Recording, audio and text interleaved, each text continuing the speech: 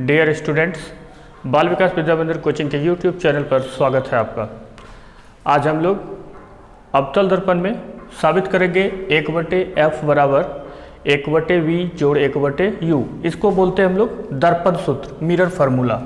यहाँ पे एक अवतल दर्पण कोई ले लिए, मान लिए m एक अवतल दर्पण है और ये प्रधान अक्ष है P, इसका पोल हो गया, ध्रुव बोलते हैं जिसको हिंदी में। और ये एक वस्तु है कोई भी, मान लिए ये AB एक वस्तु है और ये वाला यहाँ पर इसका आपतन होता है P पे, पोल पे, ध्रुव पे, और फिर ये इस दिशा में लौट जाती है। और फिर ये दूसरा रेज लेते हैं, प्रतिबिंब बनाने के लिए 2 रेज लेना पड़ता है। और दूसरा मान लिए यहाँ पे दूसरा जो जाता है, गुजरता है, वो C से होके गुजरता है, तो जो C से जाता है वो C से ही लौट जाता है। तो मान लिए इस वस्तु का प्रतिबिंब यहाँ पर बन गया हम लोग का, ये हो गया A' और ये हो गया B'। तो एक हम लोगों ने सबसे पहले क्या किया, एक दर्पण ले लिया जो अवतल दर्पण है mm'। उसके बाद प्रधान अक्ष पे ये पोल हो गया, यहाँ पे एक वस्तु रखे AB से एक किरण गई जो पोल से होके गुजरी, तो ये आपतित किरण हो गया, ये परावर्तित किरण हो गया। दूसरा डायरेक्ट हम लोगों ने C से लिया, जो C से जाती है तो C से ही रिटर्न हो जाती है। और तो दोनों जहाँ पे कटा इस पॉइंट पे, वहाँ पे प्रतिबिंब बन गया हमारा, ये हो गया हमारा A' B'।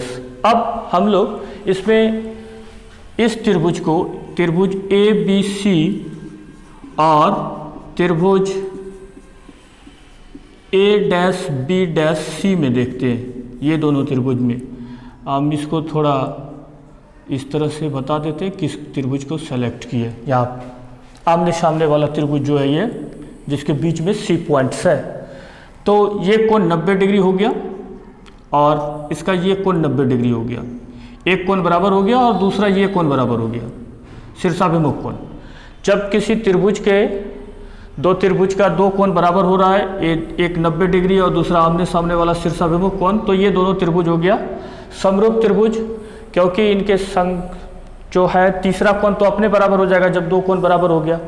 और हम लोग पढ़े हैं तो समरूप त्रिभुज के संगत भुजाओं का अनुपात बराबर होता है। तो यहाँ पे हम लोग को काफ़ी आसानी है, इसमें कुछ भी याद करने की आवश्यकता नहीं है। एक खड़ी रेखा को ले लेना, दूसरा क्षैतिज रेखा को ले लेना है। 2 त्रिभुज पहले सेलेक्ट कर लिया, आमने सामने वाला, कोना कोनी वाला। एक दोनों को समरूप पहले कर दिए, क्यों समरूप हो गया, 2 कोण बराबर है तो तीसरा ऑटोमेटिक बराबर हो जाएगा। उसके बाद सबसे पहले खड़ी रेखा ले लिए, वर्टिकल लाइन जो कि हमारा वस्तु था, और इधर वाला भी जो वर्टिकल है A'-B'। दोनों त्रिभुज की एक एक भुजा ले लिए और दूसरी भुजा हॉरिजेंटल वाला हम लोग सेलेक्ट कर लेते हैं, AC बटे, और इधर भी हॉरिजेंटल वाला, यहाँ पे A' है, A'-C। तो इस दोनों त्रिभुज से एक इक्वेशन हमको आ गया, ये AB बटे A'-B' बराबर AC बटे A'-C। अब हम लोग फिर दूसरा त्रिभुज सेलेक्ट करते हैं, 2 त्रिभुज एक एक पेयर का, और इस बार हम इसको रेड कलर से थोड़ा दिखा देते हैं। ये वाला त्रिभुज सेलेक्ट कर ले हम लोग।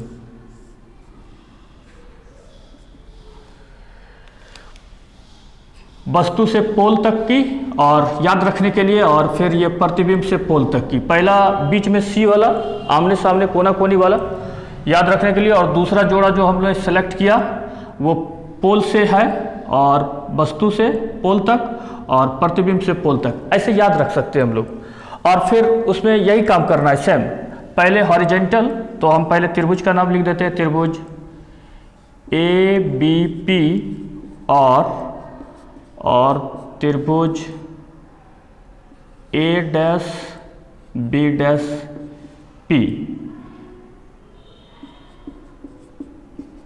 यहाँ पे सबसे पहले हम लोग देखेंगे कि इसमें ये कोण हो गया 90 डिग्री और ये वाला कोण हो गया 90 डिग्री। एक कोण बराबर हो गया। दूसरा कोण, ये वाला कोण I और ये वाला कोण R, आपतन कोण बराबर परावर्तन कोण।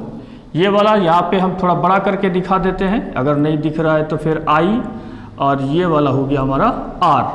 आपतन कोण बराबर परावर्तन कोण, पुनः दो कोण बराबर हो गया तो तीसरा अपने आप बराबर हो जाएगा, और जब बराबर हो गया तो ये त्रिभुज भी समरूप हो गया, तो समरूप हो गया तो इसके संगत भुजा के अनुपात बराबर होगा। फिर हमको वही काम करना, एक पहले हम लोग कुछ भी याद रखने की आवश्यकता नहीं है, सबसे पहले वर्टिकल मतलब वस्तु ले लिए ए बी, और फिर इसका वर्टिकल हो गया ए डैश बी डैश, किसके बराबर हो जाएगा, पहला वर्टिकल सेलेक्ट करना, उसके बाद हॉरिजेंटल, हॉरिजेंटल हो गया ए पी और इसका हो गया ए डैश पी, ये मान लेते हैं हम समीकरण 2 हो गया।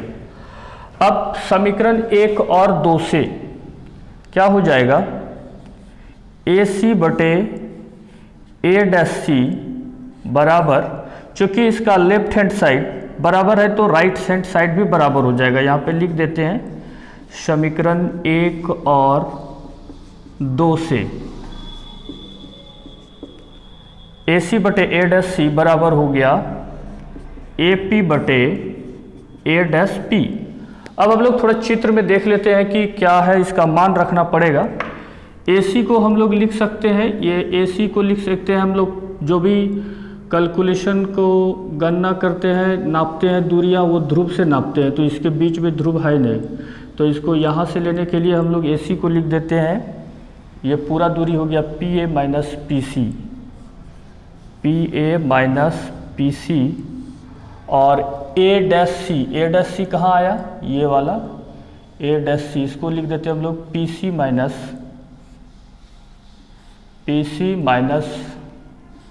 पी ए डैश बराबर ए पी।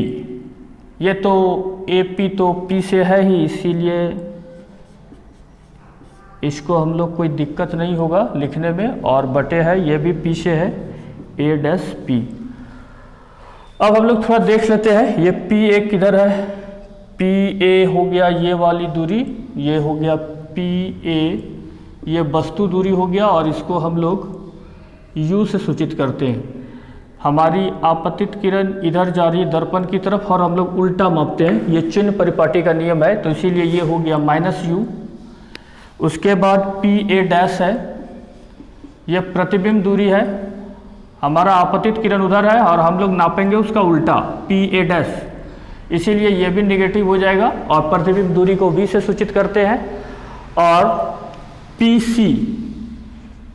पी सी होता है ये वाला F, और F ये वाली दूरी को F बराबर R/2 हम लोग साबित किए हैं, तो ये R होता है, R बराबर 2F हो जाएगा, लेकिन चूंकि हमारा आपतित किरण उधर जा रहा है और हम लोग नापेंगे ध्रुव के उल्टे साइड में, तो ये भी हो जाएगा हमारा -2F।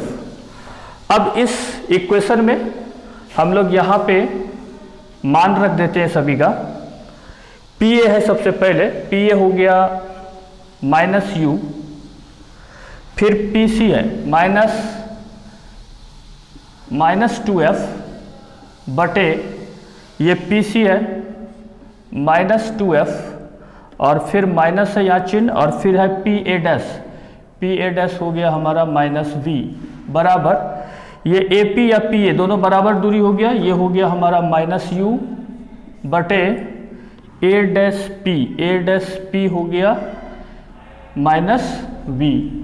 ये माइनस को हटा देते हैं, यहाँ पे ऊपर नीचे दोनों कैंसिल हो गया, और हमारा इसको कोना कोनी गुना कर देते हैं तो हो जाता है, एक बार पहले इसको माइनस को हम लोग थोड़ा सरल कर लेते हैं, कहीं कुछ बच्चों को प्रॉब्लम नहीं हो जाए। माइनस गुना माइनस प्लस हो गया 2F, और -2F प्लस माइनस गुना माइनस ये हो गया प्लस V बराबर U बटे V। अब फिर इसको कोना कोनी गुना कर देते हैं, क्रॉस मल्टीप्लिकेशन, तो ये हो जाएगा U से इसको गुना करेंगे -2UF, फिर प्लस UV बराबर इसको गुना करेंगे तो -UV और प्लस 2VF। अब UV को एक तरफ लेते आते हैं, तो एक पहले से है और एक इस तरफ से आएगा माइनस से, तो प्लस हो जाएगा, प्लस यू वी बराबर ये वाला इधर चला जाएगा तो प्लस में लिख देंगे इसको 2UF प्लस 2VF।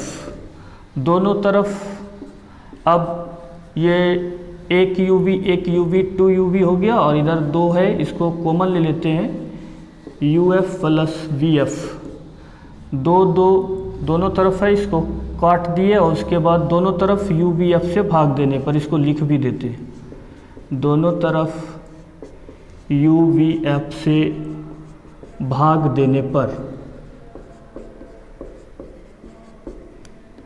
UVF बटे UVF, UV बटे UVF, और फिर इधर भी UF बटे, फिर इसको UVF से भाग दे देते हैं, और फिर है इधर VF, इसको भी UVF से भाग दे देते हैं। तो VF VF यहाँ पे UF और UF और यहाँ पे UV कैंसिल आउट हो गया। अब तो यहाँ पे बचा 1/F बराबर 1/V प्लस 1/U। यही हमारा मिरर फार्मूला है जो हमको साबित करना था।